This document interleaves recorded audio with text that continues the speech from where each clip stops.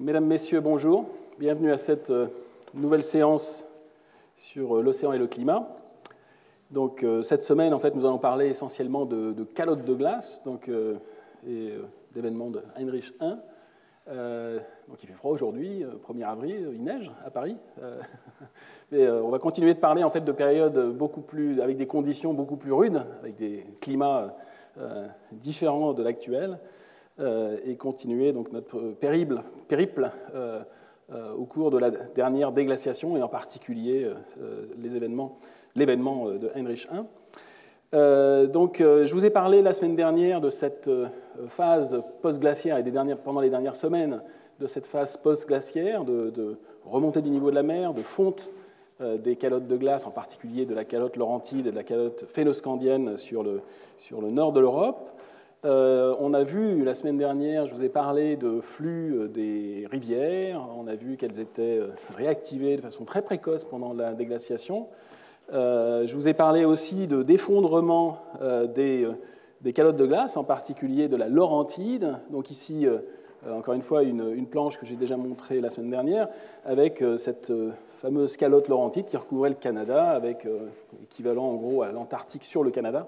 4 km de glace d'épaisseur qui, de temps à autre, et en particulier pendant la dernière déglaciation, s'était effondré en éjectant des icebergs qui contiennent bien évidemment de l'eau douce et qui ont donc eu un impact, comme on l'a vu, sur la circulation océanique, en particulier au travers de ce changement de la salinité qui a un impact, comme on l'a vu, sur la densité de l'eau de mer et donc sur la convection. Et on a vu qu'il n'y avait pas de fossiles de ces icebergs, mais par contre, on pouvait retrouver dans les sédiments des petits cailloux, quelquefois transportés par les icebergs, ces fameux sédiments détritiques ou IRD, comme Ice Rafted Debris, que l'on peut retrouver pratiquement dans tout l'Atlantique, comme on va le voir. Comme on va le revoir, je vous en ai déjà parlé, je vous ai dit qu'on arrivait à tracer leurs sources, principalement jusqu'à la calotte laurentide et la baie d'Hudson. On avait vu aussi dans les cours précédents que ces énormes calottes de glace, au même titre que les glaciers plus petits, érodent et transportent en fait du matériel. Donc un impact important sur la circulation globale de retournement ou circulation méridienne de retournement, souvent étudiée en Atlantique principalement. Donc là, on utilise le vocable AMOC pour cette... Mais encore une fois, il s'agit, ou alors on peut utiliser aussi le terme qui est inapproprié au point de vue des causes de circulation thermohaline. Encore une fois, toutes ces dénominations ont leurs avantages et désavantages. Il s'agit en fait d'une circulation qu'on peut simplifier, encore une fois, à l'extrême. On a vu une vue beaucoup plus complexe, et je vous ai fait un petit point sur les variabilités récentes et sur ce qu'est effectivement cette circulation globale de retournement. Mais ici, juste deux rappels que l'on a vus la semaine dernière. Donc une connexion à très grande échelle entre les bassins pacifiques et atlantiques, avec transport de masse d'eau à la fois en surface et en profondeur. On a vu que le transport en particulier était du sud vers le nord dans l'Atlantique, et que ces masses d'eau, cette circulation importante, transportait de la chaleur, 1 pétawatt, 10 puissance 15 watts, et que donc ça avait bien évidemment des conséquences sur le climat autour de l'Atlantique, sur le continent à la fois nord-américain et sur l'Europe. Et que dès qu'il y a perturbation en fait, de cette circulation thermohaline ou AMOC, on a des coups de froid qui peuvent intervenir. Enfin, on a un transfert de chaleur des tropiques jusqu'au pôle qui sont réduits, et donc un impact climatique très important. On a vu aussi que dans à la fois des modélisations et, comme on l'a rappelé aussi, dans les évidences paléoclimatiques, pas encore dans les évidences des dernières décennies, mais on a la preuve en fait que cette circulation globale de retournement est très sensible en fait aux perturbations hydrologiques, et que, en tout cas dans la modélisation, elle pouvait, dans certains modèles, dans des modèles à la fois simplifiés et maintenant dans des modèles tridimensionnels entre guillemets complets, elle pouvait s'effondrer avec, encore une fois, une caractéristique d'hystérésis en fonction de la perturbation des flux d'eau en Atlantique Nord, avec à la fois pour les mêmes contraintes climatiques, on peut très bien avoir une circulation qui est très faible ou une circulation assez forte, et on passe de l'un à l'autre de façon assez abrupte, en passant un certain seuil, que l'on appelle un seuil de bifurcation, pour tomber, entre guillemets, dans un mode sans circulation profonde. Alors, dans tous les cas de figure, je vous ai dit aussi que à la fois, on a des évidences de mesures océanographiques sur le fait que cette circulation méridienne est variable dans le temps, et on s'attend, ça c'est la modélisation aussi qui le dit avec des comparaisons entre beaucoup de modèles, que dans le prochain siècle, il y aura un ralentissement. Pour l'instant, il n'y a pas d'effondrement, mais un ralentissement qui peut être conséquent, de l'ordre du tiers ou du quart du transport. Le transport, je vous le rappelle, il est de l'ordre de 15 à 20 millions de mètres cubes par seconde, du sud vers le nord, et bien évidemment, en profondeur, la compensation est équivalente. Alors, dans les modèles climatiques, il est possible en fait, de simuler l'effet thermique en fait, de cette perturbation hydrique, qui est liée en particulier comme on l'a vu pendant la déglaciation, on avait vu un flux des rivières, un flux des fleuves qui était important, fonte de la calotte de glace phénoscandienne. Je vous ai parlé du fleuve Manche, etc. Je vous ai dit qu'on pouvait aussi regarder les événements aussi en mer Noire. Bon, là, il n'y a pas en mer Noire, mais dans ce cas-là, il n'y a pas de connexion directe avec l'Atlantique Nord. Mais encore une fois, on voit que la déglaciation de la calotte phénoscandienne intervient de façon assez précoce. Et donc de l'eau douce qui arrive à l'océan, et on a vu aussi ces événements de Heinrich où là carrément ce sont des icebergs, des armadas d'icebergs qui arrivent en Atlantique Nord et qui donc ont un impact.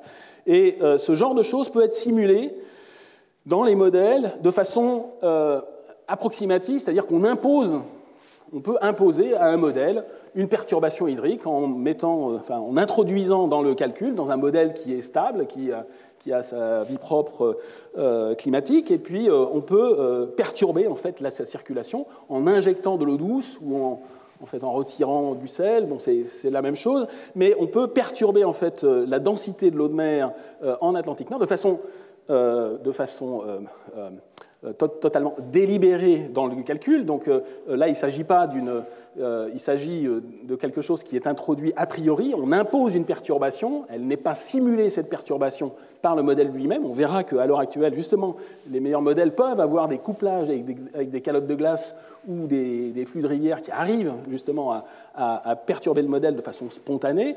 Mais là, il s'agit des premiers exercices en fait, qui ont été faits pour essayer de simuler cet effet Heinrich ou effet de cette période, en particulier de la déglaciation de 18 à 14 500 ans avant le présent, avec un refroidissement important tout autour de l'Atlantique Nord, eh bien, c'est quelque chose qui a été simulé de façon approximative, avec à la fois des modèles complets, entre guillemets, océan-atmosphère, des modèles typiques des modèles qui sont utilisés pour les projections de fin de siècle, ce qu'on appelle ici, c'est la partie gauche. Ici, bon, ce qui est représenté, en fait, c'est sur cette planche qui résume beaucoup de travaux dans plusieurs laboratoires, dans plus d'une dizaine de laboratoires, ce sont les anomalies de température avec la même perturbation hydrique qui est simulée dans le calcul. Là, il s'agit d'une perturbation hydrique qui est énorme, qui est de l'ordre de 1 sverdrup d'eau douce injectée en Atlantique Nord pendant un siècle. De façon artificielle, donc de façon tout à fait délibérée dans le calcul. C'est un forçage finalement, c'est plus quelque chose qui est simulé de façon spontanée par le modèle, c'est un forçage externe qui, dans la plupart de ces modèles, en particulier les modèles simplifiés, ce qu'on appelle les EMIC, les modèles de complexité intermédiaire, c'est vrai à la fois pour ces modèles simplifiés et les modèles beaucoup plus complets avec une meilleure résolution et une meilleure simulation des effets à faible échelle. Dans les deux cas, on a un arrêt, une perturbation hydrique qui va carrément stopper la circulation méridienne de retournement atlantique et qui va donc avoir un effet sur le flux de chaleur qui se ressent par une énorme anomalie de température atmosphérique. On a ici donc des changements de température qui sont très importantes. Je m'aperçois que j'ai une échelle de température. Ici, vous voyez des changements de température qui peuvent aller jusqu'à moins 12, moins 14. Ce n'est pas les températures... Je vous rassure, c'est une anomalie de température par rapport à la température moyenne sans la perturbation. Et par effet de bascule, comme on l'avait vu, on a un effet de réchauffement dans toute la frange de l'hémisphère sud, à la fois dans les modèles simplifiés et les modèles à meilleure résolution. Mais encore une fois, une perturbation qui, elle, est imposée, mais qui a l'air d'être, d'avoir un impact qui est tout à fait reproductible. Alors, encore une fois, dans les détails, il faudrait regarder chaque modèle. Ici, il s'agit d'une moyenne de tous les modèles, séparés entre les modèles simplifiés et les modèles complets, les modèles GCM, de circulation générale, et on voit qu'il y a une réponse qui est commune. Mais encore une fois, l'intensité, on peut regarder aussi dans ces différents modèles l'intensité de l'AMOC en sphère Drup, voir si ça s'effondre ou quel est le changement. Il y a des variations, une variabilité dans les différents modèles. Tous les modèles ne présentent pas en particulier de boucles d'hystérésis, en particulier pour les modèles 3D, enfin GCM, mais encore une fois, quelque chose qui est tout à fait caractéristique. Lorsqu'on introduit une perturbation hydrique très importante, un sphère Drup 10 puissance 6 mètres cubes par seconde sur 100 ans, en Atlantique Nord, dans les zones de convection, on a un impact absolument formidable mais encore une fois, c'est quelque chose qui est imposé. Alors, ici, un travail plus récent d'un laboratoire, de chercheurs essentiellement américains, d'un laboratoire de modélisation, le NCAR, à Boulder, dans le Colorado, où ils ont utilisé donc un modèle réaliste, 3D, couplant océan-atmosphère de façon réaliste, donc un GCM complet. Et là, ce qu'ils ont réussi à faire, c'est, avec beaucoup de temps de calcul, c'est de carrément faire une simulation de toute la déglaciation. Donc les derniers, comme on a vu, 21 000 ans, pour voir les transitoires, et en particulier, à un moment, ils injectent de façon artificielle de l'eau douce provenant des fleuves et de la contribution de ces icebergs de façon indéfinie, parce qu'en fait, quel que soit... ce qui est important, c'est que ce soit de l'eau douce, qui a donc un impact direct sur la densité, et donc ça a un impact très important. Et là, ce qui est représenté, c'est pour l'événement, pour la période qui correspond à H1, à cette période donc, de Heinrich 1, on a une anomalie de température qui est équivalente à ce que je vous ai montré auparavant, sauf que là, c'est vraiment un calcul de transitoire sur 21 000 ans, mais encore une fois, l'injection d'eau douce, elle est imposée au modèle, donc on trouve ce qu'on a imposé quand même au modèle. Mais de façon plus réaliste au point de vue de l'injection d'eau douce, mais qui est directement calibrée en fait, sur les données de niveau marin établies, comme je vous l'ai montré dans les précédents cours. Et dans ce cadre-là, en fait, ils ont imposé aussi une perturbation hydrique uniquement en provenance des calottes de l'hémisphère nord, sans se soucier de savoir si le niveau de la mer correspond aussi à des injections venant de l'hémisphère sud. On en reparlera dans la suite des cours. Mais donc on retrouve exactement ce phénomène de bascule bipolaire avec une anomalie positive, donc un réchauffement dans le sud, et une anomalie négative, donc un refroidissement très important, centré en particulier sur l'Atlantique Nord. Et la partie qui est juste en dessous représente en fait ce qu'on appelle les fonctions de courant exprimées en sphère Drup. Donc l'intensité, ça représente l'intensité en fait de la circulation en fonction de la profondeur. Ici, vous avez des échelles de profondeur en fonction des latitudes, de 30 sud jusqu'à 90 nord. Donc c'est un transect, il faut imaginer un transect dans l'Atlantique, de ces fonctions de courant exprimées en millions de mètres cubes par seconde, pour différentes périodes, la période glaciaire, donc le maximum de départ, 21 000 ans, la période qui correspond à H1, avec cette débâcle, et donc son impact sur la circulation méridienne de renversement, sur l'AMOC, et ensuite un retour après à des fonctions de courant normales, à une situation quasiment caractéristique de l'actuelle.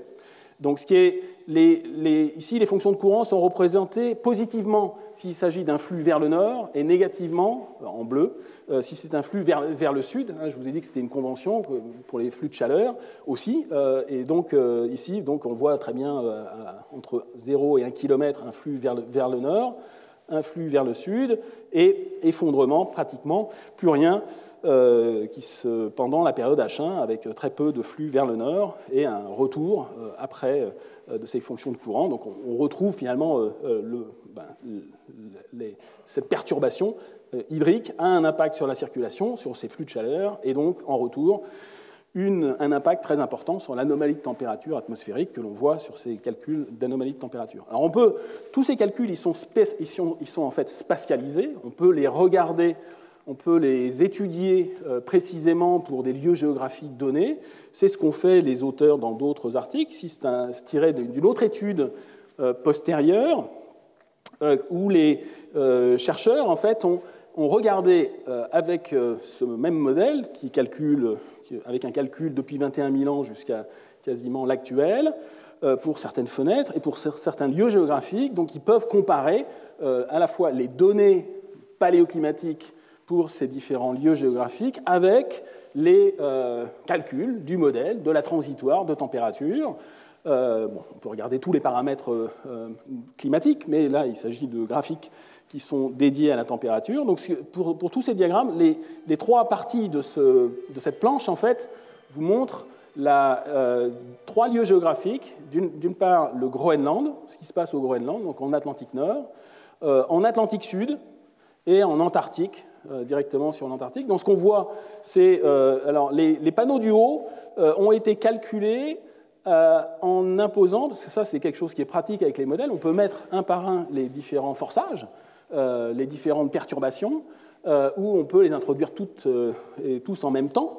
Donc là, les panneaux du haut montrent en fait la perturbation, ce qui se passerait, quelle serait la température uniquement liée à l'effet de l'AMOC, cet effet océanographique, mais encore une fois avec la perturbation hydrique ad hoc qui est imposée dans le calcul. Enfin, donc c'est quelque chose qui nécessite donc une intervention. Elle est considérée comme un forçage extérieur. Encore une fois, pour bien faire, il faudrait avoir des calottes en interaction avec le climat qui elles-mêmes fournissent l'eau douce, ainsi que des rivières. Mais pour l'instant, les calculs se limitent. Certains calculs, on va voir qu'il y a eu des progrès depuis, mais là, dans ces expériences de simulation sur 21 000 ans, les chercheurs ont pour l'instant uniquement imposé des perturbations hydriques avec un refroidissement au Groenland. Le Groenland montre aussi un refroidissement pendant cette période. C'est la courbe noire, ce sont les données fondées essentiellement sur les isotopes de l'eau, delta O18, puis d'autres indicateurs de paléotempérature. Le Groenland ne présente pas un refroidissement très marqué, en fait. On voit que les simulations vont en fait plus bas. C'est probablement lié au fait qu'il manque, là il s'agit que de l'effet seul de l'AMOC, il manque d'autres forçages, en particulier pendant cette déglaciation. Il y a eu d'autres forçages. On a parlé, je vous ai rappelé que le forçage primaire, en fait, le pacemaker de ces glaciations-déglaciations, c'est en fait l'orbite terrestre, ce sont les variations de l'orbite terrestre. Donc, et quand on les introduit, ils sont tout à fait insuffisants pour produire ces glaciations et déglaciations, mais c'est en fait ce forçage qui va synchroniser en fait les changements climatiques importants. Mais en plus, il faut tenir compte d'autres forçages qui sont en fait pas des forçages au sens strict du terme, qui sont en fait des rétroactions. En particulier les gaz à effet de serre qui évoluent dans le temps. Je vous ai parlé du gaz carbonique, méthane et autres. Pendant la déglaciation, il y a eu de très gros changements, et c'est ça qui explique en grande partie le réchauffement pendant la déglaciation, au même titre que le réchauffement que nous voyons depuis un siècle. Mais dans ce cas-là, il s'agit d'effets naturels.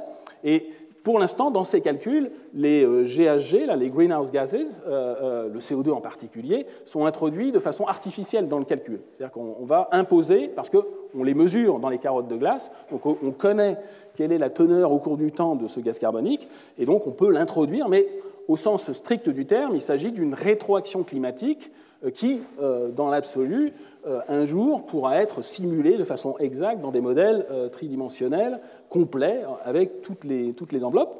Mais dans le calcul, là, pour l'instant, ce qui est fait, c'est de prendre un modèle complet océan, atmosphère, glace et autres, biosphère aussi, en introduisant de façon artificielle l'orbite terrestre, les changements de l'orbite terrestre qui constituent véritablement un forçage externe, l'effet de l'albédo de la glace, comme on l'a vu dans les précédents cours, donc c'est intitulé c'est le forçage ICE, le forçage des gaz à effet de serre et le forçage AMOC qui peut s'étudier seul, c'est le panneau du haut. Donc ce qu'on voit, c'est essentiellement au Groenland un refroidissement. Si on regarde en Atlantique Sud et en Antarctique, c'est l'effet de bascule bipolaire, on voit un réchauffement. On voit qu'à partir de 19 000 ans, ici, la température s'effondre, enfin diminue, alors que dans l'hémisphère sud, elle monte, en particulier ici pour l'Atlantique Sud. C'est vrai aussi pour l'Antarctique, mais il y a d'autres forçages, il faut tenir compte du CO2, et quand on tient compte de tous les forçages,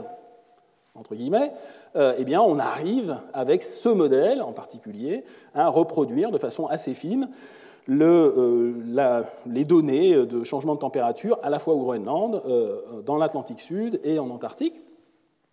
Donc je vous ai dit que cet effet de bascule bipolaire, eh bien, on peut l'étudier, on le voit très bien, notamment quand on regarde les changements, on retrouve en fait aussi le fait que le changement de température, il est très précoce en fait dans l'hémisphère sud, par rapport à l'hémisphère nord. C'est ce que nous avions compilé avec des collègues et qui a été refait encore par la suite, mais avec ici donc un diagramme que je vous ai déjà montré qui correspondait à une compilation de toutes les séries temporelles disponibles à l'époque, bien datées, avec des changements de température quantifiés de façon réaliste avec des paléothermomètres de différentes natures, et on avait vu qu'en groupant de façon assez simpliste les changements de température de l'hémisphère sud et de l'hémisphère nord, on arrivait à deux courbes, une courbe rouge, une courbe bleue, avec une différence, un retard de l'hémisphère nord. On voit ici un refroidissement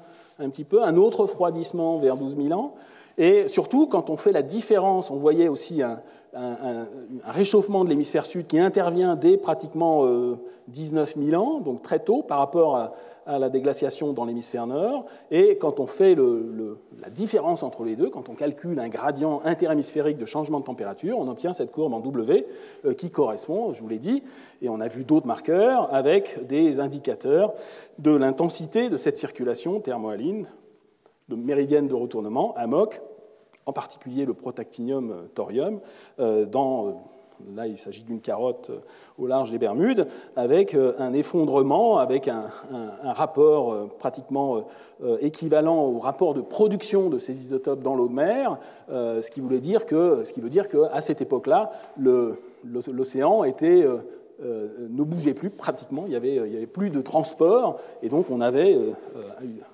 quasiment un flux vertical du protactinium et du thorium avec un rapport quasiment équivalent au rapport de production. Alors ce refroidissement en fait, très précoce entre 18 000 ans et 14 500 ans, c'est quelque chose qu'il est intéressant d'étudier, et en fait ça fait assez longtemps en fait, qu'on le connaît. Je dirais même que en fait, le premier article qui vraiment a démontré l'existence de ce refroidissement qui correspond à l'événement de Heinrich I, l'événement qui a été baptisé Heinrich I par la suite.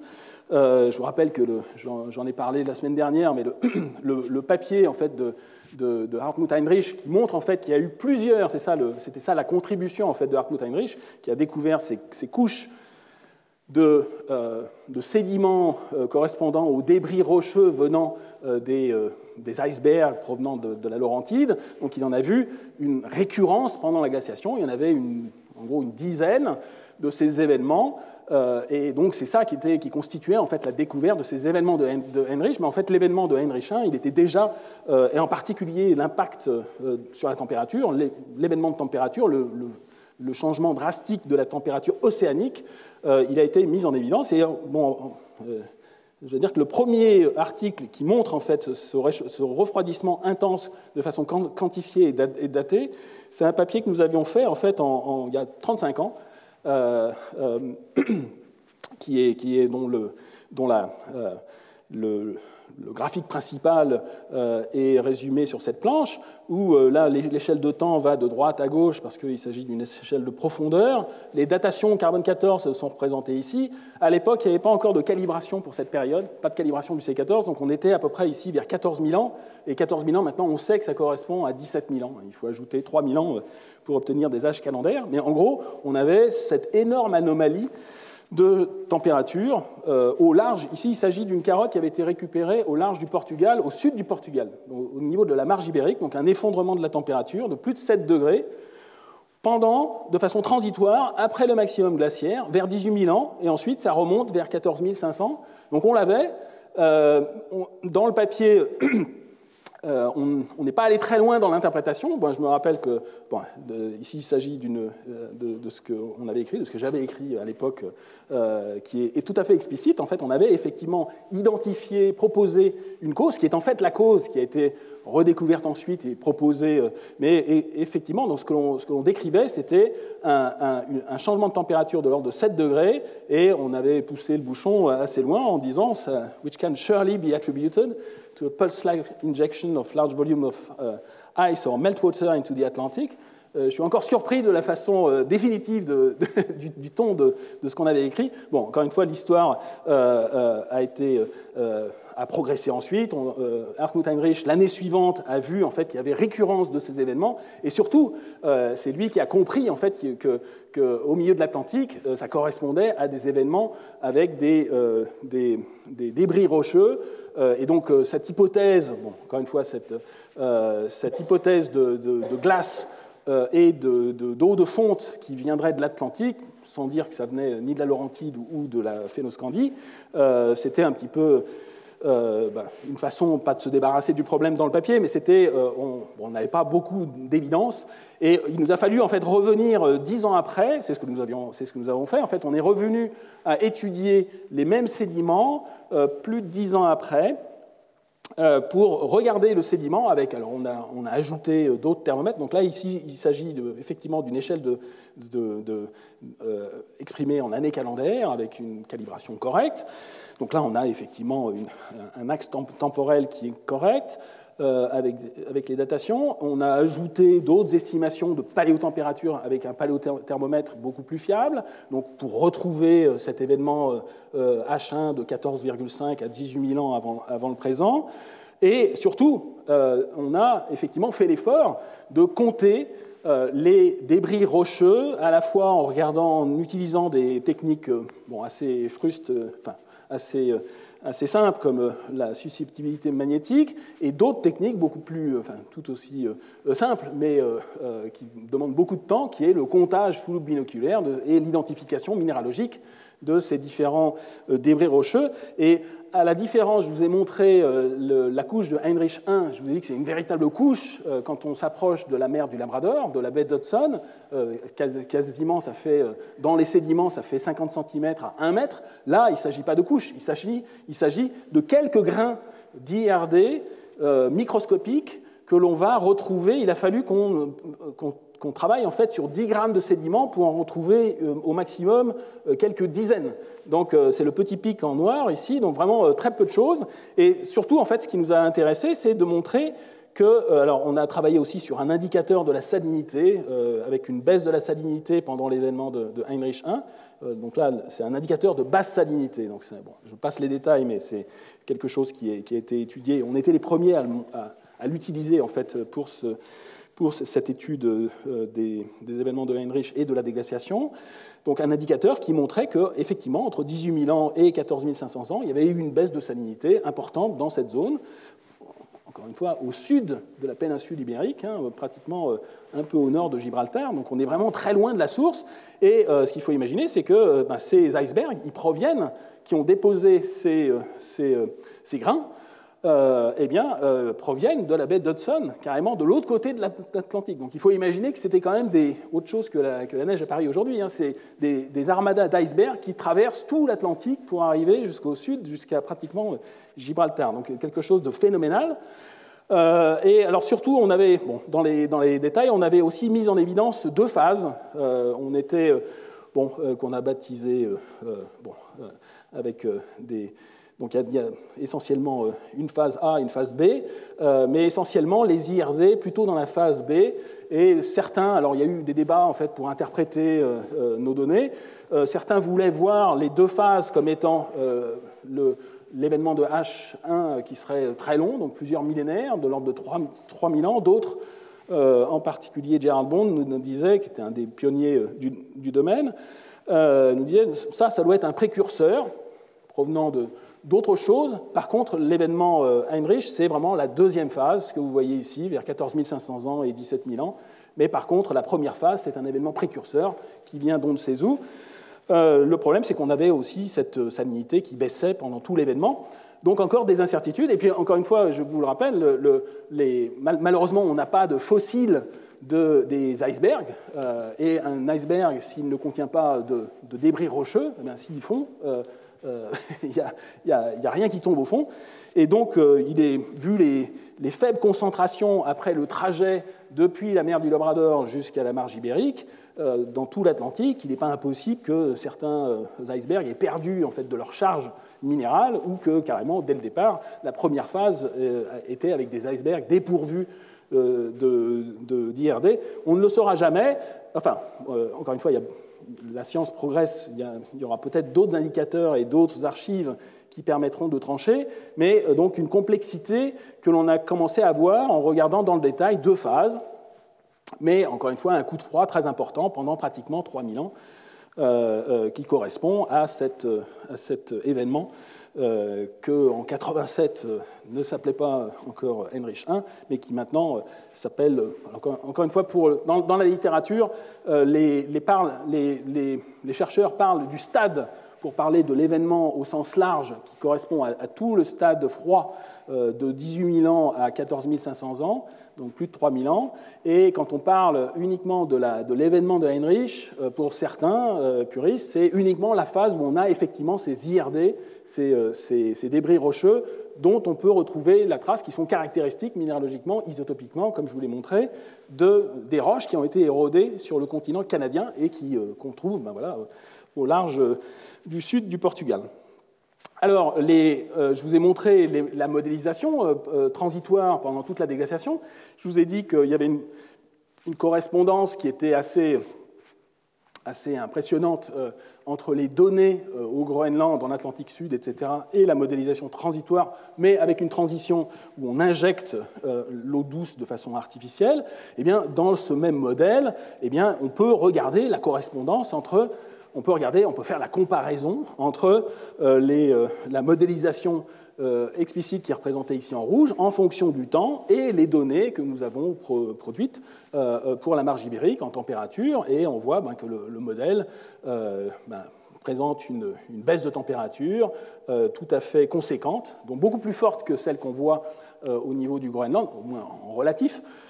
Donc on voit vraiment une anomalie de température très, très conséquente pendant pratiquement 3000 ans pour revenir à cette période plus clémente. Et donc une bonne correspondance entre la modélisation, mais encore une fois, cette modélisation, elle est à la fois complète dans la modélisation du couple océan-atmosphère, glace de mer, banquise, mais elle est incomplète dans le fait que la perturbation hydrique, elle est imposée. Ce n'est pas quelque chose qui est généré par des calottes de glace qui viendraient fondre, ainsi que des rivières qui viendraient perturber le bilan hydrique de l'Atlantique Nord. Alors, une des difficultés de l'interprétation des événements de Heinrich, c'est aussi une des difficultés de vous l'exposer maintenant en cours, c'est que, comme je vous l'ai dit, la découverte de Heinrich, c'est pour ça qu'en 87, quand on avait vu le coup de froid qui correspond à H1, on n'a pas été vraiment très entendu sur la cause qu'on avait proposée, mais ces événements sont récurrents. En fait, ils ont eu lieu pendant la glaciation. Il y en a une dizaine pendant la glaciation, et il y a toute une littérature en fait pour proposer des causes pour ces événements de Heinrich. Alors c'est une difficulté de l'exposer aujourd'hui parce que là il s'agit, on le verra dans la suite des cours, mais il s'agit d'événements récurrents qui vont bien au-delà dans le temps de la période du maximum glaciaire. Mais ça veut aussi dire que ces événements, enfin en tout cas, ils sont peut-être pas tous équivalents. En tout cas, il y en a un, H1, qui intervient pendant la remontée, pendant ce réchauffement post-glaciaire, alors que les autres, eux, ces événements de Heinrich, n'ont rien à voir avec la remontée post-glaciaire, avec le réchauffement post-glaciaire, parce qu'ils ont eu lieu avant. Donc il n'est pas improbable que des causes ou les différents ingrédients soient différents pour les différents événements de Heinrich. Mais ça, c'est quelque chose que l'on verra dans la suite de cours. Mais j'aimerais quand même faire quelques rappels justement sur, je ne vais pas être exhaustif sur les différentes causes de ces événements de Heinrich au pluriel, parce qu'encore une fois, le dernier, c'est H1, celui qui nous intéresse, mais on ne peut pas le regarder de façon indépendante des autres. Ce qu'il faut savoir, c'est qu'il y a beaucoup de littérature sur le sujet depuis 87 et surtout 88 et le papier éponyme de Hartmut Heinrich. Sur la cause de ces événements, il y a d'une part beaucoup de chercheurs qui ont proposé des forçages externes, avec le soleil, le volcanisme a été proposé, les séismes et autres. D'autres chercheurs, on va le revoir un peu plus dans le détail, ont proposé que ces événements de Heinrich et ces instabilités étaient liés à des oscillations intrinsèques de la calotte, en particulier d'une calotte, mais en particulier la calotte laurentide, puisque essentiellement tous les IRD viennent comme je vous l'ai montré, de la calotte laurentide, de l'érosion du continent canadien, du bouclier canadien. Donc une oscillation libre intrinsèque à la calotte. Et en troisième lieu, un forçage avec des rétroactions, avec une interaction entre calotte de glace et les autres compartiments du système climatique, en particulier l'océan et l'atmosphère. Donc les trois classes, je dirais, de causalité ne sont pas exclusives l'une de l'autre, c'est-à-dire qu'on peut très bien avoir des oscillations intrinsèques à la calotte qui vont être modifiées par interaction avec les autres compartiments, donc avec des rétroactions et avec les autres composantes. Et on peut même aussi avoir une synchronisation, pas pour tous les événements, mais pour certains, avec des événements de forçage externe qui vont avoir un impact sur le climat, avec des forçages externes. Donc les trois classes en fait, de causalité peuvent très bien être envisagées de façon complémentaire.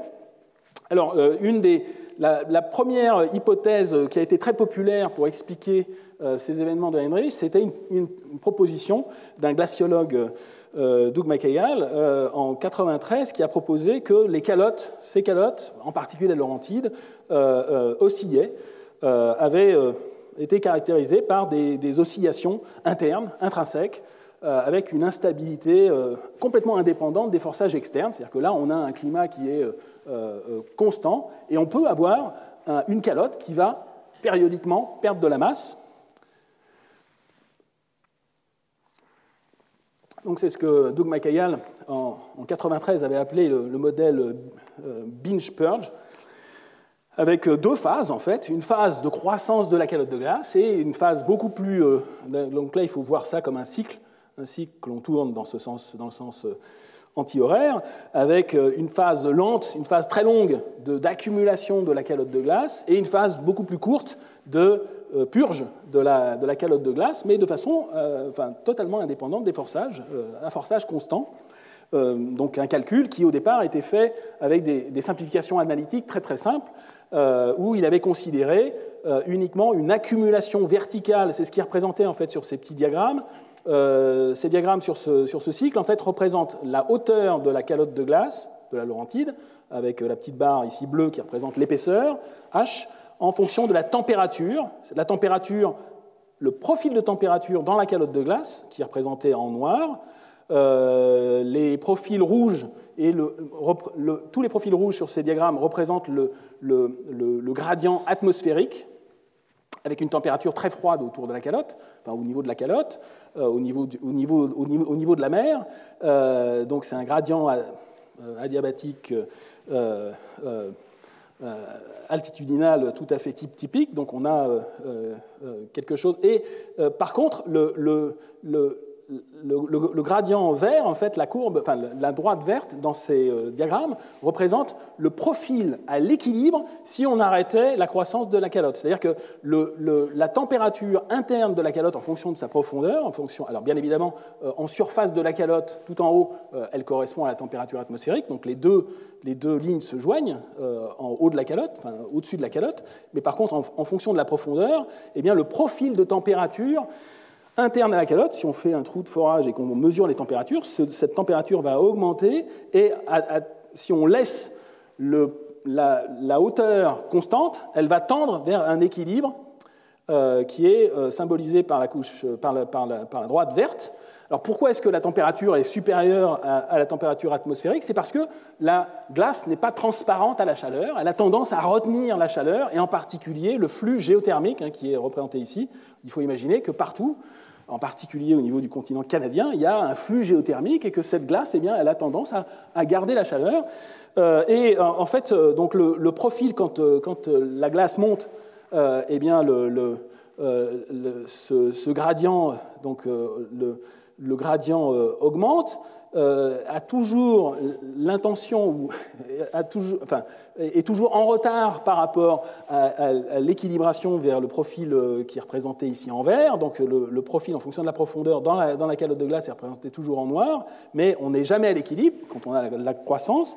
Mais à un certain moment, en base de calotte, à cause de ce flux géothermique et de la diffusion de la chaleur qui n'est pas idéale, donc la glace n'est pas transparente à la chaleur, eh bien, on va avoir une température basale qui va dépasser la température de fusion de la glace et on va voir apparaître de l'eau liquide, qui est représentée ici là, avec de la couleur bleue. Et dans ce cas-là, dès qu'on a apparition d'eau liquide, on va avoir dégel en fait, en particulier du sédiment, et ça va fonctionner comme une savonnette. La calotte de glace s'effondre sur elle-même et elle va rejeter. Donc c'est une phase de purge et on va avoir une température qui va ensuite baisser de façon à... Alors il y a aussi un chauffage par friction à cause du mouvement, donc il y a plusieurs phénomènes complexes qui peuvent être calculés de façon explicite dans un modèle simple, et ensuite on repart dès que la température en base de calotte descend en dessous de la température de fusion, eh bien on va pouvoir repartir dans un cycle de croissance. Donc c'est ça le modèle Binge-Purge de Macayal. Et bon, dans un modèle simple, très simple, qui est représenté ici, encore une fois, ici dans un diagramme hauteur en fonction du temps, eh bien, on voit de façon très simplifiée une phase de croissance de la calotte qui serait indéfinie si on pouvait la laisser croître, mais à cause de ce réchauffement en base de calotte, il y a périodiquement une débâcle, un regel, et ensuite une recroissance, donc une oscillation. On peut l'étudier aussi dans un diagramme hauteur en fonction de la température, avec un cycle, croissance, jusqu'à atteindre la température de fusion, et on a débâcle, diminution vers la hauteur minimum, et retour vers un cycle de croissance. Avec des paramètres de façon très simple, en fait, Macayal a pu calculer la périodicité du phénomène, qui dépend essentiellement du flux de chaleur géothermique, du gradient adiabatique extérieur atmosphérique depuis le niveau de la mer, du coefficient de diffusion de la chaleur dans la glace, etc. etc. Et donc, la périodicité, il a pu calculer une périodicité qui était de l'ordre de quelques milliers d'années, de l'ordre de 7000 ans, ce qui correspond peu ou prou à la périodicité, encore une fois, qui n'est pas une vraie périodicité. Les événements de Heinrich ne sont pas périodiques, mais c'est à peu près la récurrence observée. Donc il s'agit en fait d'un phénomène qui ressemble finalement à on peut faire l'analogie avec la fontaine japonaise, c'est-à-dire qu'on peut très bien avoir un flux d'eau avec un effet géométrique, un fonctionnement de fontaine où le flux d'eau peut être constant, mais à cause de la géométrie de ce système, on a un système de bascule à climat constant, formation d'une périodicité qui est complètement liée à la géométrie, à la mécanique du système. Donc c'est un peu équivalent, bon, de façon triviale, mais c'est cela l'essentiel en fait du modèle Binge-Purge. Et on va voir que ce modèle Binge-Purge, il a été maintenant simulé avec des modèles 3D de façon beaucoup plus explicite. Donc je vais y revenir ensuite dans la suite du cours. Alors les choses se sont compliquées, notablement parce que à suite notamment de nos travaux, de travaux d'autres collègues, ici il s'agit de travaux d'une équipe de Bordeaux, avec Francis Grousset et d'autres collègues aussi internationaux, qui ont montré en fait qu'il y avait, en disséquant les événements de Heinrich, on arrivait à avoir plusieurs phases. Je vous ai dit que nous on avait vu 2 phases, et bon, avec un précurseur et l'événement de Heinrich qui était la 2e phase, avec les IRD.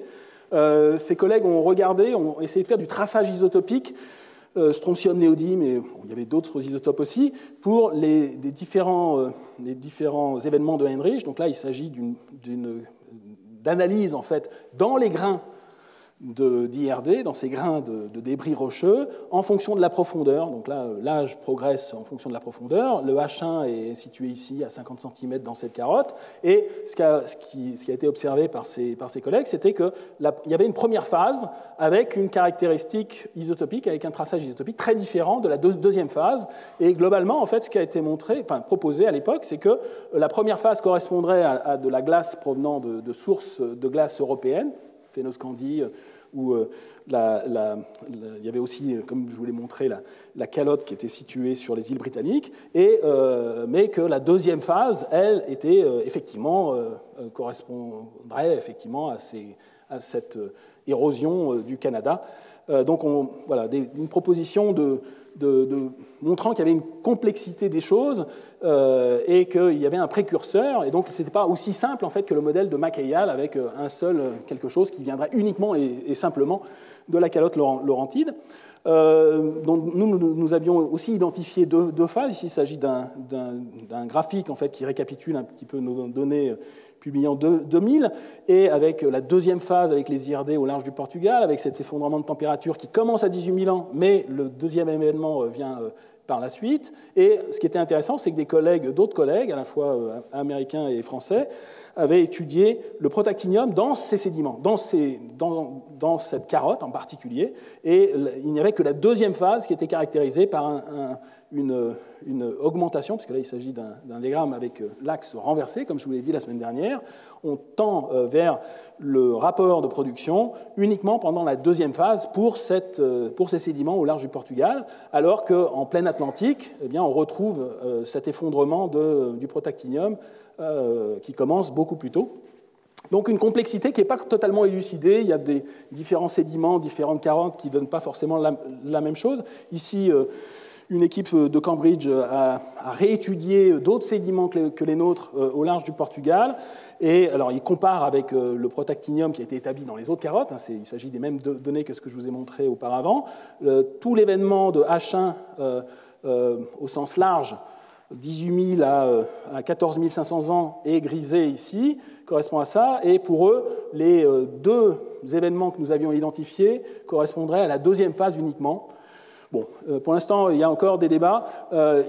Ils n'ont pas fourni en fait, d'estimation de température en correspondance avec ce qu'ils ont montré. Il n'y a pas de protactinium dans cette carotte. Donc pour l'instant, il y a encore des incertitudes sur la démonstration du fait que les 2 phases que nous avions identifiées correspondraient à la phase principale, Heinrich 1, qui serait la phase entre 16 500 et 14 500 ici. Mais donc une complexité qui est indéniable. Un autre diagramme pour vous montrer, encore une fois, un diagramme qui est illustratif en fait, du fait qu'il y avait 2 phases. C'est un autre travail où là, les chercheurs ont étudié H1 de façon particulière avec, en fonction du temps, dans une seule carotte, ils ont fait à la fois les comptages d'IRD, ces fameux grains détritiques, ils ont regardé aussi les carbonates détritiques, et ils ont regardé aussi les températures, alors là avec un index qui est très fruste, qui est très basique, qui est juste le pourcentage d'un foraminifère très froid, mais qui montre en fait qu'il faisait très froid dès 18 000 ans. C'est ça le truc dans la démonstration, c'est que pratiquement on était à 100% de ce foraminifère froid dès 18 000 ans, alors qu'il a fallu attendre la 2e phase pour avoir un flux d'iceberg qui transporte ces IRD. comme nous l'avions proposé aussi. Et dans la même carotte, ils ont pu étudier le rapport delta C13, on en a déjà parlé, le rapport protactinium-thorium mesuré dans cette même carotte. Et dans ce cas-là, on voit que les deux indicateurs montrent quelque chose qui est assez précoce, vers 18 000 ans. Donc encore une fois, deux phases apparemment. Il y a d'autres particularités et une complexité encore plus grande qui est venue aussi d'autres données. Souvent, en fait, en préparant les cours, faire des cours au Collège de France, c'est un bon test aussi pour quand les choses ne sont pas convaincantes. J'essaye à chaque fois de vous montrer des graphiques qui sont effectivement tirés de la littérature scientifique, publiée dans des journaux sérieux, donc, qui ont été évalués par les pairs et donc qui ne souffrent pas d'incertitudes et qui n'ont pas été controversés, qui n'ont pas été suivis de critiques et de commentaires et de réfutations. Mais donc tiré vraiment de la littérature, donc souvent ça oblige à utiliser des graphiques qui ne sont pas toujours artistiquement très jolis, avec cette gymnastique gauche-droite pour les axes temporels en particulier, mais au moins c'est directement issu de la littérature. Et assez souvent, ça m'arrive de voir que finalement, quand je suis obligé d'exposer de façon à un public qui est varié des graphiques provenant de la littérature, souvent, certains graphiques ne sont vraiment pas convaincants, et ça veut souvent dire en fait que c'est un peu le test du feu que de faire un cours au Collège de France, de montrer des graphiques, et quelquefois, quand ce n'est pas convaincant, c'est que finalement l'étude n'est pas très fiable, ou qu'il faut refaire des analyses. Alors, en préambule, c'était pour vous parler du prochain graphique qui vient après. Il y a certains chercheurs qui ont étudié de façon fine certains sédiments, mais en regardant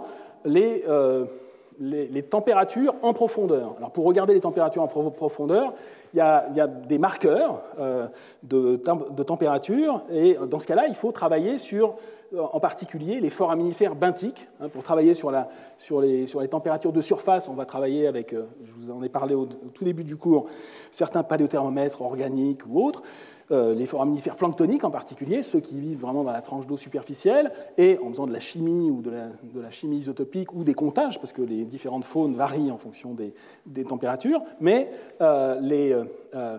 il est possible aussi de reconstituer des températures en profondeur en faisant des mesures sur les foraminifères benthiques, ceux qui vivent sur le fond. Et si on veut avoir une idée du réchauffement à moyenne profondeur, il faut se placer dans des conditions avec des carottes qui sont à moyenne profondeur. Et donc là, c'est tiré, ce que je vous montre ici sur cette planche, c'est le résumé d'une étude qui a eu beaucoup de retentissement, publiée dans un journal sérieux qui sont les Proceedings de l'Académie américaine, avec essentiellement une carotte qu'ils ont étudiée pas très loin de la mer du Labrador. C'est cette carotte qui est représentée ici, à 1 km de profondeur, et ils ont prélevé les foraminifères benthiques, ils ont fait de la chimie, du magnésium-calcium, qui est un thermomètre. Ils ont aussi étudié le delta O18, le rapport O18 O16, qui est aussi en première approximation, quand on corrige de certaines variations, qui nous donne une information sur la thermométrie, et eux prétendent en fait ils ont proposé qu'il y avait un réchauffement à 1 km de profondeur, alors qu'en surface, encore une fois, on a un refroidissement. Donc c'est ce qu'ils ont proposé. Les données sont en fait ce qu'elles sont. Ici, c'est un zoom entre 20 000 et 15 000 ans et 13 000 ans avant le présent. Les données, elles sont ce qu'elles sont. Ce n'est pas très, très convaincant, en particulier parce qu'ils ont compté aussi les IRD qui sont représentés ici avec la courbe bleue, et eux sont effectivement très précoces. Ils interviennent à 18 000 ans et pas dans la seconde phase comme on l'a vu, comme nous on le voit et qui a été vu par d'autres. Donc il y a encore des incertitudes. L'augmentation de température, elle est ce qu'elle est. Je vous laisse juge. Elle n'est pas forcément très convaincante, mais en tout cas, ce n'est pas un refroidissement, ça c'est clair. Et la courbe rouge présente les calculs par la modélisation en subsurface, réalisé avec le même modèle que je vous ai montré au départ. Et ça, c'est intéressant parce qu'en fait, le modèle 3D couplant océan-atmosphère, montre en fait qu'en surface, c'est ce qui est représenté ici en haut, en fonction de la profondeur dans la colonne d'eau, en fonction du temps de 20 000 ans à 13 000 ans, eh bien, la température, elle est beaucoup plus froide en surface, mais par contre, à partir de la fonte, enfin de la perturbation hydrique qui a une conséquence sur l'AMOC, sur cette circulation méridienne de renversement, eh bien, en profondeur, on a un réchauffement. C'est ce qui est indiqué ici. On voit à partir de 200 mètres jusqu'à pratiquement 1500 mètres. Donc, c'est la courbe rouge qui est comparée aux données. Il simule en fait un réchauffement en subsurface. Alors, c'est quelque chose qui avait déjà été vu par des modélisateurs en fait, qui avaient déjà étudié l'effondrement de l'AMOC de façon artificielle, c'est-à-dire qu'on injecte encore une fois de l'eau douce dans le modèle, dans un modèle de circulation, dans un modèle simplifié, un modèle de complexité intermédiaire, où ils avaient perturbé la circulation, et quand la perturbation hydrique de façon artificielle était introduite très haut en latitude dans les zones de convection d'eau profonde, comme on l'a vu la semaine dernière, et bien dans ce cas-là, ça avait comme conséquence d'arrêter la circulation AMOC, d'avoir une très grosse influence sur les températures de surface de l'océan, SST, Sea Surface Temperature, c'est la carte qui est présentée ici, ce sont des anomalies de surface après l'effondrement. Donc on retrouve réchauffement au sud, refroidissement au nord, hein, l'anomalie de température est négative pour le vert et pour le bleu, mais par contre, en subsurface, ici il s'agit du calcul dans le même modèle, juste une carte à 300 mètres de profondeur, eh bien, dans certains cas, quand la perturbation hydrique était très au nord, eh bien, il y a une perturbation en fait, de la circulation intermédiaire et un réchauffement en, fait, en subsurface. C'est quelque chose que l'on voit très bien en fait, dans la coupe qui est représentée ici, avec, en fonction de la profondeur, les anomalies de température, en fonction des latitudes, et on voit que pour la frange nord, tout à fait en surface, on est avec un refroidissement, mais par contre en profondeur, 500 mètres, ici, vous voyez une bulle rouge, donc on voit cette simulation d'un réchauffement en subsurface. Bon, les données ne sont pas très impressionnantes. La modélisation, en plus, dans ce papier fait par Juliette Mignot et d'autres collègues qui étaient allemands, cette simulation, elle dépend, c'est ce qui a été montré dans le calcul, elle dépend de là où on mettait l'eau douce. Et en particulier, si l'eau douce de perturbation hydrique était injectée dans l'Atlantique Nord à des latitudes un peu plus faibles, en particulier les latitudes qui correspondaient à la Manche ou autres, et bien dans ce cas-là, on n'avait pas ce comportement et toute la colonne d'eau se refroidissait. Donc il y a encore beaucoup d'incertitudes et ce comportement avec un réchauffement en subsurface et un refroidissement en surface, il est encore sujet à débat, en particulier parce qu'il faut représenter de façon relativement précise les fontes, et quand on le fait de façon artificielle, eh bien on met l'eau où on veut, et en fait on trouve ce que l'on veut trouver. Mais encore une fois, dans cette étude, ils avaient bien fait le distinguo entre une injection de l'eau de fonte à très haute latitude, qui a ce comportement, avec une injection plus bas en latitude, correspondant finalement au flux de fonte qui viendrait, ou au flux de fleuve, comme on l'a vu dans le cours précédent, où là, l'effet serait contraire. Alors, il s'agissait d'une modélisation réalisée avec un modèle simple. Ici, le même type de comportement a été simulé pendant toute la déglaciation. C'est toujours le modèle du NCAR, avec cette transition post-glaciaire et l'événement perturbé par la perturbation hydrique, liée à cette perturbation pendant H1. Et dans ce cas-là, on retrouve, en fonction de la profondeur, donc en surface, on a un changement de température très important, un refroidissement dans l'hémisphère nord, un réchauffement dans l'hémisphère sud, et ici une coupe dans l'océan en fonction des latitudes. Oui, j'ai perdu les latitudes, mais ici on est on est dans la zone australe. J'aurais dû mettre les latitudes. L'équateur doit être ici, et toute la frange nord montre un refroidissement en surface, et par contre en subsurface, en profondeur, 500 mètres de profondeur, voire moins profond encore, plus haut en latitude, on a carrément un réchauffement en subsurface. Alors pourquoi c'est important ? Bien là, je vais être obligé de faire un petit rappel sur le mode de fonctionnement d'une calotte de glace. Je m'aperçois que l'heure tourne, mais je vais essayer d'être rapide sur cette partie. Une calotte de glace, en fait, elle fond de façon elle peut fondre de façon à la fois simple et compliquée. La façon la plus simple, c'est de fondre en surface. Ici, vous avez des belles photos de lacs supraglaciaires formés par la fonte estivale au niveau du Groenland. Donc ça, c'est un mode de fonctionnement, mais ce n'est pas très efficace pour faire fondre 4 km de glace.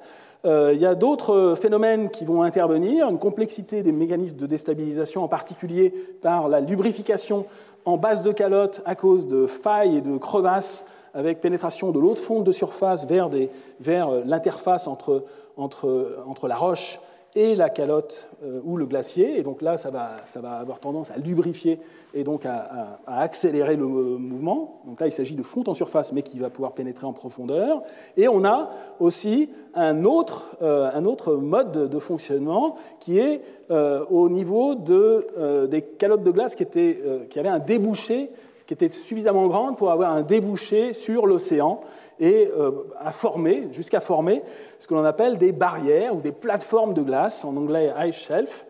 Et alors, il s'agit de glace atmosphérique, c'est de la glace venant du continent, donc c'est de la glace, c'est pas de la glace de mer, c'est pas de la banquise. La banquise, elle est très peu épaisse. Ici, vous avez deux photos de la mer de la plateforme de glace de la mer de Ross. Vous voyez l'hélicoptère, donc il faut imaginer qu'il y a dessous, il y a une épaisseur beaucoup plus importante encore. Donc c'est de la glace continentale qui vient déborder sur la mer, et donc on comprend bien qu'à ce niveau-là, il y a des échanges de chaleur, il y a des échanges d'eau aussi, entre la glace, formation d'iceberg, mais des échanges de chaleur qui peuvent se faire au niveau de l'interface océan-glace, et c'est quelque chose qui va être difficile à représenter dans les modèles si on veut le faire de façon explicite. Alors, au niveau de l'interface, du contact entre l'océan et la calotte de glace, il y a des phénomènes qui vont se passer qui sont difficiles à représenter, qui sont difficiles aussi à étudier, mais qu'il va falloir prendre en compte. Et en particulier, il faut avoir à l'esprit que cette plateforme va mettre en contact directement l'océan avec formation d'iceberg, la calotte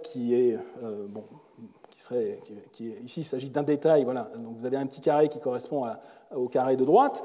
Donc l'essentiel de la calotte est quand même accroché sur le continent, avec formation d'eau en base de calotte à cause des phénomènes qu'on a vus auparavant. Mais à ce niveau-là, on a contact avec l'océan, et donc on va pouvoir avoir, si l'océan se réchauffe, c'est ça les choses, vous l'avez compris, si l'océan se réchauffe en subsurface, on va pouvoir avoir un impact en fait, sur la plateforme de glace. Et l'autre chose très importante dans ces plateformes de glace, c'est qu'elles ont tendance à retenir, à avoir un effet de contrefort sur la partie interne de la calotte. En d'autres termes, si on enlève de façon instantanée cette calotte de glace, la partie interne de la calotte a tendance à s'accélérer, à perdre sa masse. Donc ce sont des choses qui sont très étudiées, ces instabilités liées au contact de la calotte de glace, des calottes de glace avec l'océan.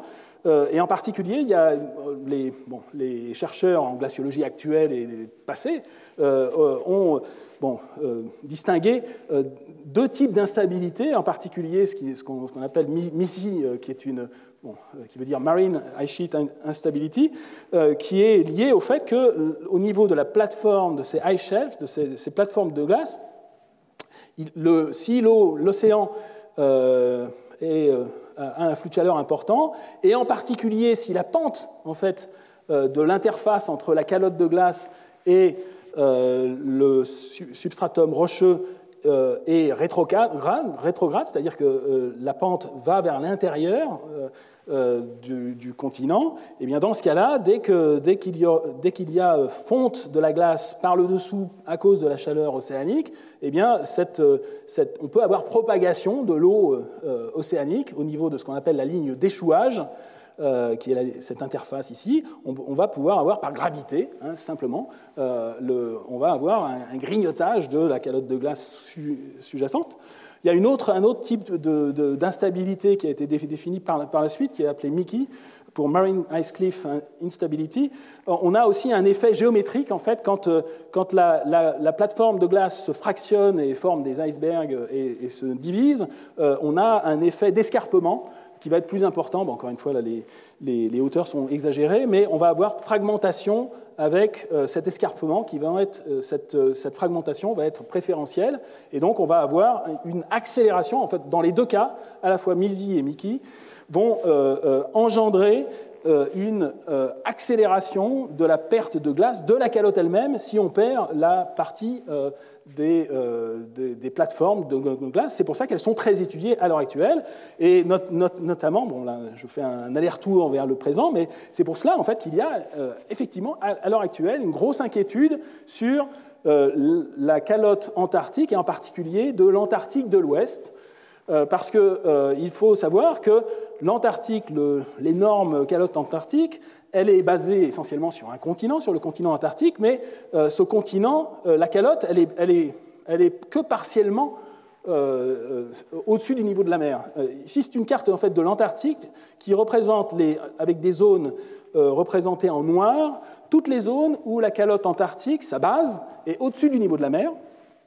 Les zones en gris foncé montrent les zones où la calotte antarctique est sous le niveau de la mer, et les zones représentées en blanc, ce sont les zones où non seulement la base de la calotte est sous le niveau de la mer, mais là où la pente est négative, c'est-à-dire qu'on a une pente rétrograde, et donc on peut avoir grignotage par gravité. Et donc le volume en fait, qui est au-dessus de cette partie de l'Antarctique de l'Ouest représente à peu près 3 mètres d'équivalent au niveau de la mer. Et en fait, l'inquiétude en fait, sur cette partie de l'Antarctique de l'Ouest est vraiment réelle. Et d'ailleurs, dans les projections qui ont été compilées récemment par le GIEC, il y a plusieurs projections sur l'évolution du niveau de la mer, qui varient entre 50 cm et 1 mètre suivant les scénarios. Mais il y a aussi une hypothèse haute qui diverge vers 1,50 m et qui est liée justement à une déstabilisation partielle qui est probable. Pour l'instant, les scientifiques, les climatologues considèrent que c'est peu probable, mais c'est en partie lié justement à ces phénomènes d'accélération au niveau de l'Antarctique de l'Ouest. Ici, vous avez un schéma qui représente justement ce phénomène avec calotte antarctique, ligne d'échouage avec une pente rétrograde qui permet justement au phénomène de s'amplifier et de faire perdre de la masse à la calotte antarctique. Alors c'est des choses, bon, encore une fois, l'Antarctique de l'Ouest, ça fait 3 mètres de niveau de la mer, c'est beaucoup, hein, si c'est, bon, fort heureusement, justement, c'est assez improbable, donc ça va peut-être ajouter 50 cm, et c'est ça qui est enfin, c'est pris en compte, et dans les dernières projections compilées par le GIEC, c'est l'hypothèse vraiment haute, peu probable, mais qui est quand même pas à exclure, mais par contre, il y a déjà des signes en fait, de faiblesse de ces plateformes de glace, et il y a eu plusieurs exemples en fait, d'effondrements récents de plateformes de glace, plutôt au niveau de la péninsule antarctique. Donc ici, je vous montre en fait quelques photos satellites d'une plateforme de la péninsule antarctique, où en 1995 et en 2002, il y a eu effondrement et formation d'icebergs de façon instantanée sur une plage très importante, avec un effet d'écoulement préférentiel ensuite de la calotte elle-même qui vient carrément envahir l'océan, avec donc cet effet de perte de l'effet de contrefort lié à cette plateforme de glace qui est très épaisse, encore une fois. Il s'agit de glace, ce n'est pas de la banquise, c'est de la glace de mer. C'est de la glace continentale qui déborde ensuite sur la mer. Ici, là, je vous montre une petite animation avec l'Antarctique, donc encore une fois Antarctique de l'Est, Antarctique de l'Ouest, et on va voir ici cette péninsule antarctique, et si les choses veulent bien fonctionner, voilà. Vous allez voir qu'on va voir apparaître cette débâcle, avec c'est un montage de photos satellites qui va vous montrer cet effondrement instantané en 2002 de la plateforme Larsen B de façon... Alors c'est énorme au point de vue surface, hein, bon, encore une fois, à la NASA, les comparaisons sont faites à chaque fois avec des États américains. Cet effondrement correspond à la taille de l'État du Rhode Island. Je ne sais pas ce qu'il faudrait prendre comme département français ou comme pays européen pour avoir à peu près une surface, mais c'est des surfaces et donc des volumes de glace qui sont très importants, mais encore une fois, qui ne font pas 1 mètre de niveau de la mer, mais on voit donc l'influence de ce contact entre l'océan et les calottes de glace, en particulier la calotte antarctique. Alors c'est vrai aussi des glaciers un peu plus petits. Par exemple, ici vous avez quelques photos du glacier, d'un glacier particulier qui a accès à l'océan au Groenland, le glacier de Jakobshavn, dans le fjord d'Ilulissat, avec... c'est un glacier en fait, qui s'est accéléré de façon très importante dans les années 2000, au début des années 2000. C'était le glacier le plus rapide à l'époque, avec ici vous avez donc une mesure des vitesses en kilomètres par an et une accélération au cours du temps pendant de 1985 à 2006. Donc une accélération très importante. Et en fait, il y a eu plusieurs hypothèses qui avaient été proposées, et quelques années après, en fait, des mesures ont été compilées de température en subsurface et ont montré en fait qu'une partie du problème, ou peut-être toute l'explication, venait en fait du réchauffement océanique en subsurface. C'est-à-dire ici, il s'agit de compilation de températures mesurées dans l'océan, en mer du Labrador, en fait, à différentes époques, depuis 1991 jusqu'à 2006, avec les anomalies de température exprimées en degrés Celsius, mais pour la frange de subsurface, entre 150 mètres et 600 mètres de profondeur, et on voit très nettement donc, un effet de réchauffement qui est lié à un réchauffement du courant d'Irminger, qui a donc grignoté par le dessous ce glacier qui venait déborder sur la mer. Alors c'est quelque chose qui s'est arrêté ensuite. Il y a eu le réchauffement océanique ici n'a pas perduré, et donc le glacier s'est un peu stabilisé, mais continue à perdre de la masse. Ici, il s'agit d'une photo satellite qui montre le glacier de Jakobshavn en 2019. Donc vous avez ici tous les petits icebergs dans le fjord, avec directement la calotte de glace du Groenland qui est ici, et donc un flux de glace très important qui va à l'océan en permanence. Alors, ce sont des choses qui sont très difficiles à représenter de façon explicite dans des modèles, mais néanmoins, c'est ça qui doit être fait, parce qu'en fait, la modélisation, je vous ai dit à chaque fois, les modèles sont complets, c'est des modèles qu'on utilise pour les projections de fin de siècle, mais en même temps, ces modèles, il faut un jour qu'ils soient capables de tout représenter sans avoir à faire des choses un peu artificielles, qui est d'imposer le gaz carbonique, d'imposer des anomalies hydriques, enfin, d'imposer des choses qui sont en fait des rétroactions du système climatique, mais qui sont considérées finalement comme des forçages dans le calcul. Alors, donc pour bien faire, il faut effectivement coupler des modèles d'écoulement des calottes, pas uniquement un modèle analytique comme Mackayal l'avait fait avec des équations élégantes mais analytiques et qui ne permettent pas de représenter de façon tridimensionnelle les phénomènes et de les coupler en particulier avec des modèles 3D océan-atmosphère.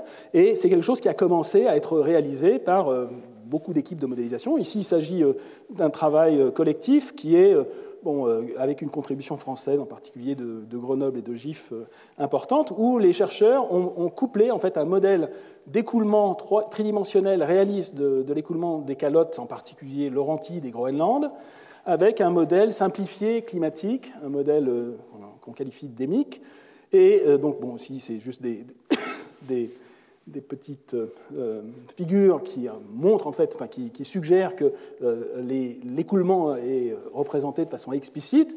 Ce qui est représenté ici, c'est un peu le résultat final de leur calcul avec la perturbation de subsurface que je vous ai montré dans le modèle. C'est en fait le même modèle que ce qui a été le modèle de complexité intermédiaire qui montrait, dans certains cas, un réchauffement en subsurface. Et bien, quand ce modèle est couplé avec un modèle représentant en 3D l'écoulement de la calotte laurentide, eh bien, ça a un impact en fait sur les écoulements et en particulier sur les les plateformes de glace qui étaient formées au niveau du Labrador, parce que la calotte laurentide avait accès directement à la mer. Et donc, ce qui est représenté ici, tout calcul fait, ce sont les anomalies de vitesse de la glace dans la calotte laurentide. Donc, il faut imaginer 4 km de glace, représentée de façon réaliste dans le calcul, avec une vitesse qui va s'accélérer à cause de ce phénomène de réchauffement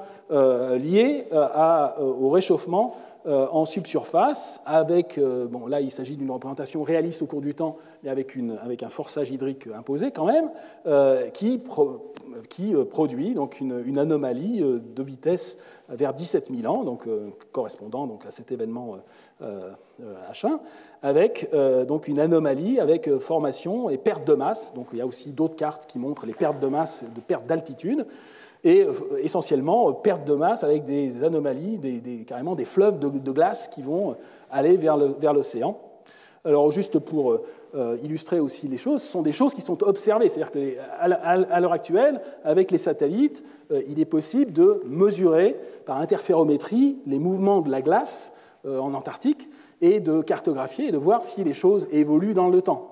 Donc ça, c'est juste une des premières cartes réalisées avec le satellite Radarsat au niveau de l'Antarctique, au niveau de la plateforme de Ross, avec le glacier, enfin la calotte antarctique et des glaciers avec des vitesses instantanées qui varient suivant l'endroit où l'on se place et qui peuvent évoluer dans le temps. Donc c'est ça qui est étudié pour aller évoluer, pour aller déboucher vers la plateforme de Ross. Donc ces fleuves de glace eh bien, ont été exacerbés à cause de ce réchauffement en profondeur pour avoir un impact en fait, sur la déglaciation. Donc dans le cadre de leur article, en fait, ce que ces chercheurs ont proposé, c'est qu'en fait, il y avait explication avec ce mécanisme du fait qu'il y a deux phases dans l'événement au sens large Heinrich qui dure depuis 18 000 ans jusqu'à 14 500 avant le présent. L'événement de Heinrich, en fait, il serait, c'est-à-dire au sens strict, la partie avec les IRD, avec les icebergs, avec la débâcle de la calotte laurentide, en fait, ce serait uniquement la deuxième phase et ce serait juste une réponse en fait, à la baisse de l'AMOC. Donc ce n'est pas la cause dans ce cas-là, c'est une rétroaction, c'est une réponse au réchauffement, mais bien évidemment c'est quelque chose qui va amplifier, c'est-à-dire que dès qu'on met des glaçons dans l'Atlantique Nord, ça va avoir un effet très important sur la densité, sur la salinité et donc sur la convection. Donc voilà, ça c'est un peu le résumé un petit peu du mécanisme qu'ils envisageaient, avec ça part, il faut bien une cause, donc une fonte avec une hypothèse sur le fait que ça viendrait de la fonte de la calotte nord-européenne, phénoscandienne, via les rivières et les icebergs, on ne sait pas, mais en tout cas c'est imposé au calcul, c'est artificiellement imposé à 18 000 ans, et ça a eu un impact en fait sur la convection, sur l'AMOC, ça a eu un impact sur la température de surface, ça a un impact aussi et ça crée encore une fois, dans le modèle, un réchauffement en subsurface qui a un impact sur la plateforme de glace de la Laurentide dans la mer du Labrador, et donc ça a comme conséquence en fait, de générer cette débâcle d'iceberg pour introduire ces fameux IRD dans tout l'Atlantique Nord. Et forcément, comme il s'agit à la fois d'iceberg, d'eau douce, ça a tendance à renforcer, c'est pour ça que c'est marqué plus ici, il s'agit d'une rétroaction positive, parce que cette anomalie d'eau douce liée aux icebergs a tendance encore plus à ralentir la convection de cette circulation AMOC. Donc on a une perturbation qui va s'amplifier, on a une rétroaction positive. Alors ça ne peut pas diverger de façon indéfinie, parce qu'on sait que dans l'histoire de la Terre, du climat de la Terre, on est revenu à des périodes plus calmes. Alors en fait, il y a d'autres chercheurs donc c'était une proposition, c'est une proposition en fait d'explication de ces deux phases qui a été proposée donc au début des années 2010. D'autres chercheurs sont venus compléter le propos en essayant de comprendre comment les choses se sont terminées. notamment en particulier en tenant compte de phénomènes dont je vous ai déjà parlé, qui sont importants, qui sont les déformations glacio-isostatiques qui affectent la Terre entière. Je vous ai dit que lorsqu'on met des calottes de glace, ce n'est pas anodin, ça a tendance à déformer la croûte terrestre, et forcément, lorsque la glace fond, eh bien, le continent a tendance à remonter sous la calotte de glace, et au niveau des bourrelets périphériques, ça a tendance, bien évidemment, à descendre. Et donc ça, c'est vrai en permanence, pendant toute la déglaciation. Et donc c'est vrai, en particulier, ce réajustement post-glaciaire, il a lieu aussi lorsqu'on a une débâcle qui peut avoir lieu sur des siècles, voire des millénaires. Et donc on peut avoir, il faut considérer, en fait, d'ailleurs, dans la modélisation complète, il faudrait aussi tenir compte du réajustement isostatique post-glaciaire, au même titre qu'on tient compte de l'océan et de l'atmosphère et de la calotte de glace qui perd sa masse. Donc vous le voyez, si on veut effectivement un jour avoir des modèles qui soient complets, il faudrait carrément aussi avoir des modèles en interaction avec la géologie profonde, avec la géophysique. Donc ça devient extrêmement compliqué, mais bon, des tests ont pu être faits, et ça c'est un papier, en fait, le résumé d'un article un peu plus récent encore, qui a complété le propos là, de ce couplage de modèles 3D glaciologiques avec un modèle climatique, pour proposer en fait que ce réajustement isostatique a une influence, et notamment pourrait contribuer à stopper la débâcle. Donc là, il s'agit juste de petites... Bon, encore une fois, le calcul est assez complexe, mais il s'agit de quelques vues illustratives qui montrent un petit peu le diagramme de principe. Donc au départ, on a contact entre, au niveau... on a contact entre l'océan et la calotte. Alors il n'y a même pas de... Dans cette représentation, il n'y a pas de plateforme. Il y a juste une falaise. Bon, pour les besoins du calcul, c'est plus simple. Mais encore une fois, pour bien faire, il faudrait carrément expliciter, de façon explicite, modéliser. Il y a des modèles qui le font. Mais bon, donc là, dans ce modèle-là, le contact entre la glace et l'océan est simplifié. Et dans le modèle est introduit une anomalie de chaleur en subsurface, donc un forçage de température avec une augmentation de température en subsurface. Vous le voyez, bon, c'est représenté ici avec une température plus importante, donc une couleur plus chaude, et donc ça a tendance à faire fondre et à engendrer donc une retraite accélérée de la calotte. Et en même temps, lorsque la calotte perd sa masse, eh bien, le continent va remonter. Et donc, à un certain moment, le continent va suffisamment remonter pour bloquer le passage de l'eau chaude vers l'interface calotte.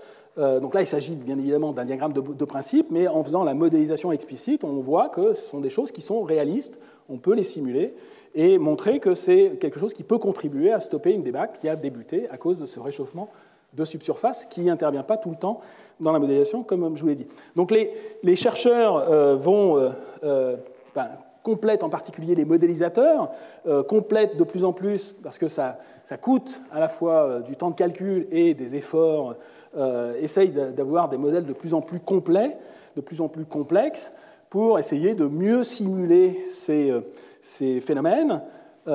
Et ici, là, je vous présente quelques vues, en fait, pour terminer, sur un des modèles les plus complets, qui est un modèle qui est réalisé et qui est utilisé à l'Institut Max Planck de Hambourg, l'Institut de météorologie.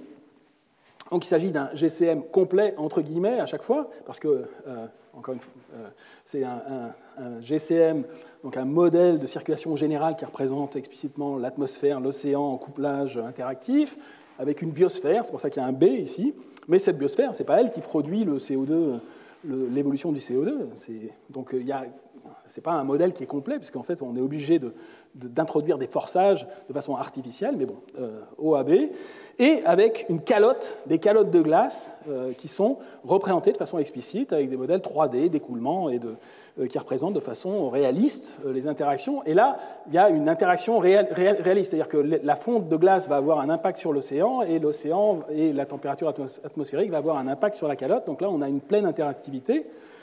Et ce que montre en fait le calcul, c'est que leurs calottes de glace interactives, réalistes, beaucoup plus complexes, bien évidemment, que le calcul de Makayal analytique,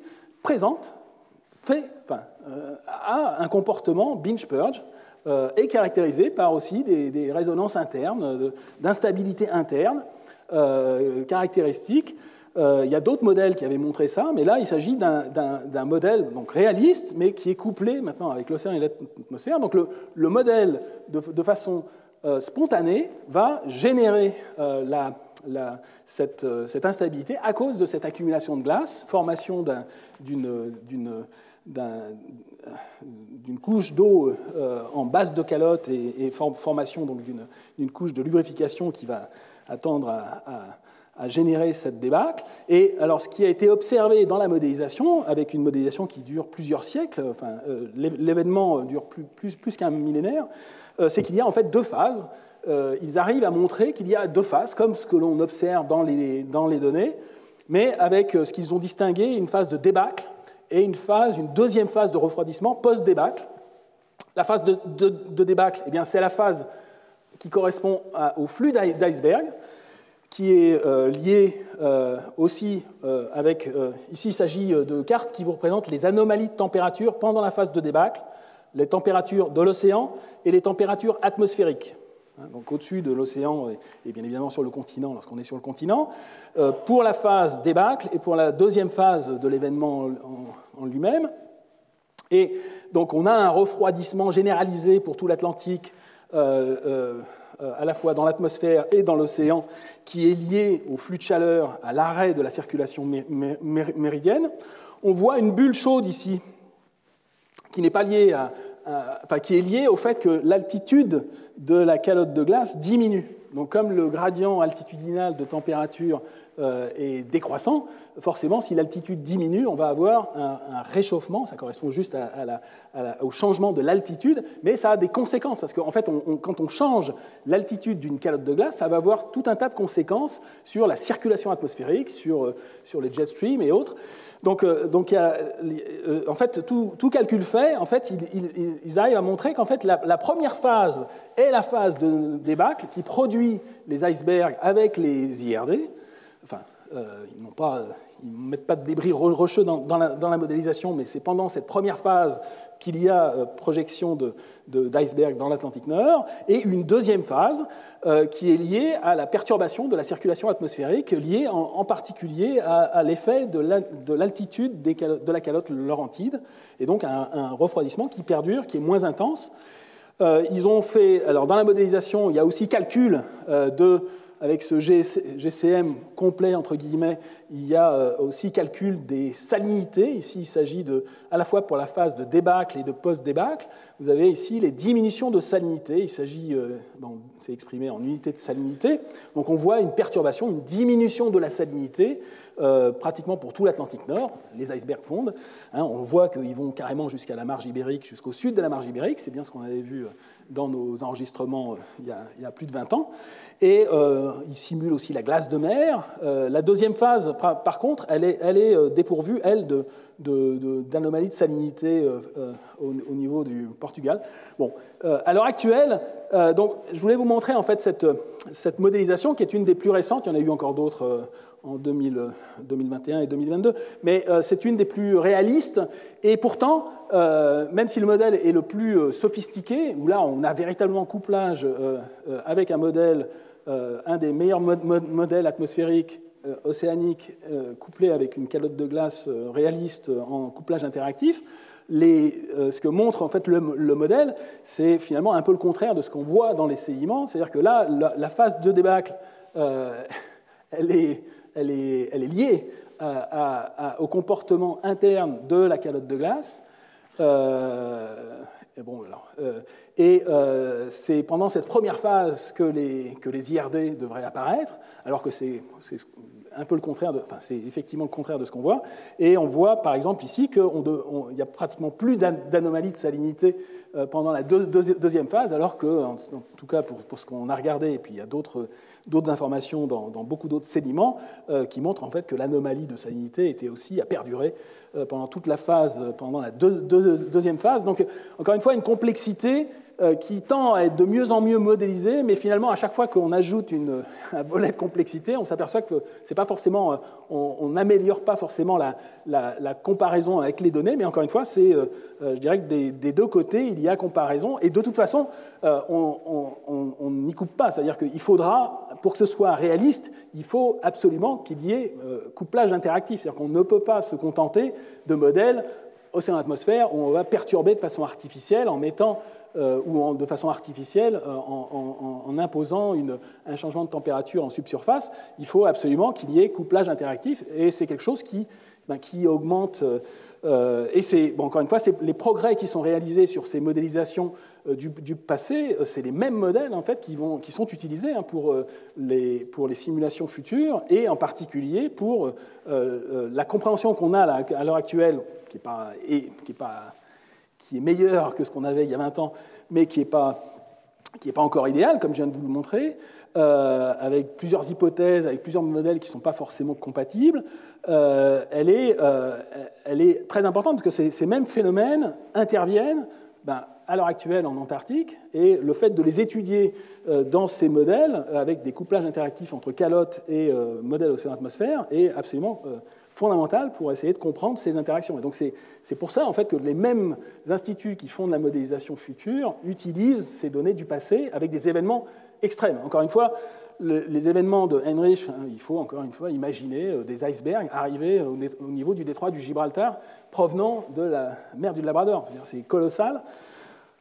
Et donc des anomalies beaucoup plus importantes que ce qu'on voit depuis un siècle, mais il est fondamental de pouvoir bien les comprendre, pouvoir avoir une confiance en fait, dans la modélisation tridimensionnelle qui se complexifie de plus en plus avec ces modèles tridimensionnels. Alors, je vais m'arrêter là pour le cours d'aujourd'hui. Donc, je n'ai pas terminé encore de vous parler de la déglaciation, parce que là, pour l'instant, j'ai uniquement envisagé une petite partie. Et en particulier, je ne vous ai pas encore parlé du gaz carbonique. Je vous l'ai dit tout à fait au départ, je vous ai dit, quand on fait des compilations de tous les changements de température pendant la déglaciation, on obtient cette courbe grisée ici de changement de température qui monte, qui présente une transitoire, etc., qui suit la paix de CO2 qui est mesurée dans les bulles d'air des carottes de glace, qui change, qui monte de 100 ppm, donc l'équivalent de ce qu'on a fait depuis un siècle, de façon précoce, qui démarre vers 18 000 ans. Et le fait que la paix de CO2 démarre à 18 000 ans, ce n'est pas du tout indépendant justement de ces changements de circulation océanique. C'est ce qu'on verra l'année prochaine, donc dans la suite du cours sur cette transition post-glaciaire qui est en fait très très riche, c'est que cette augmentation de l'effet de serre, il est partiellement lié avec cette augmentation qui intervient de 18 000 ans à 14 500 ans avant le présent, elle est liée, cette augmentation, au comportement de l'océan. On va voir que c'est essentiellement lié au rôle de l'océan austral, et en fait c'est le CO2 qui provient de l'océan profond qui va passer de l'océan vers l'atmosphère, et donc un jour peut-être il y aura des modèles qui permettront de simuler, alors on verra ça l'année prochaine, mais des essais de modélisation, mais les modèles complets devront un jour modéliser à la fois les calottes de glace de façon réaliste et la formation de cette anomalie de CO2, pas de façon imposée dans le calcul, mais de façon explicite avec un dégazage provenant de différentes sources. Donc on verra ça un peu l'année prochaine dans le détail. Je vous montrerai aussi ce qui s'est passé pendant toute la même période, pendant toute cette déglaciation au niveau de la calotte de l'Antarctique. Pour l'instant, je n'ai parlé que de ce qui s'est passé en Arctique. au niveau de la Phénoscandie et de la Laurentide. Je vous parlerai aussi de ce qui s'est passé dans les zones intertropicales avec des changements qui vont être très différents, essentiellement liés au cycle de l'eau. Et on verra aussi un peu plus de détails sur un deuxième événement transitoire, donc ici l'événement de H1 au sens large. Il y a un deuxième événement qu'on voit pendant la déglaciation, même quand on fait une compilation à l'échelle mondiale, ici, un événement transitoire, un refroidissement qui est très marqué en Atlantique Nord, qui correspond à une période centrée vers 12 000 ans avant le présent, qu'on appelle le Dryas récent, ou Younger Dryas en anglais, et on va voir quelles sont les théories autour de cette transitoire qui correspond au point de vue timing, au point de vue temporel. 12 000 ans, ça correspond exactement au maximum de l'insolation. Donc c'est complètement contre-intuitif. On a exactement au moment où la théorie astronomique nous prévoit un maximum d'insolation dans l'hémisphère nord qui a tendance à faire fondre, eh bien on a un coup de froid.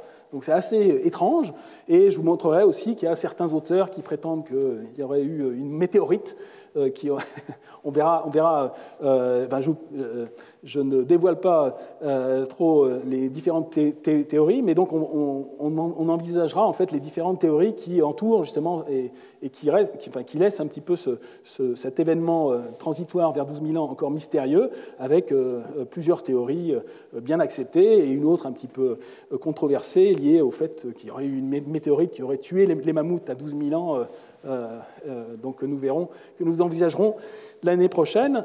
Donc beaucoup de choses encore à faire pendant cette période de la déglaciation, qui est un exemple, un cas d'école d'étude du climat, à la fois pour tester les modèles et en même temps pour essayer de comprendre ce qui se passe et ce qui va se passer dans le futur. Donc voilà, je vous remercie de votre attention pour aujourd'hui.